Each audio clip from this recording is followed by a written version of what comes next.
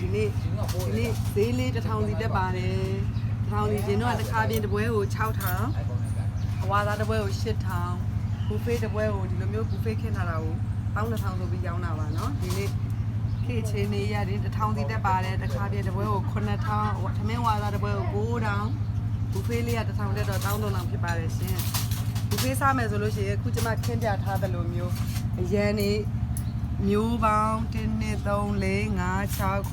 9 10 11 12 13 14 15 16 17 18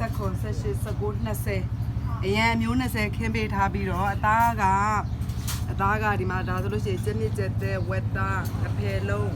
စိတ်အာလူကြက်မွှအဖယ်စုပ်ချက်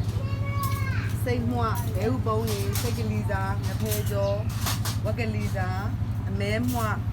ကျက်သားငချောက်ဖုံးဝက်စီပြန်ကြက်ကြွာလူကျော်တို့အဲ့ဒါတွေအကုန်ပါမှာပါအဲ့ဒါဟိုမှာတယောက်ကို1300နဲ့ပါရှင်တယောက်ကိုကြိုက်တဲ့လောက်စားကုန်ရင်ထပ်ဖြစ်ပေးမယ်တဲ့တဲ့တွေစိတ်ကြိုက်စားတဲ့ရော့သွားတဲ့ဟင်းတိုင်းကိုထပ်ဖြစ်ပေးမှာဖြစ်ပါလိမ့်ရှင်နော်ပို့သွားလို့မကုန်လို့ပြန်ရွာမှာမျိုးတွေလည်းမရှိပါဘူးကြိုက်တဲ့လောက်စားအထာမချင်းစားလို့ရပါတယ်ပြီးလို့ရှိရ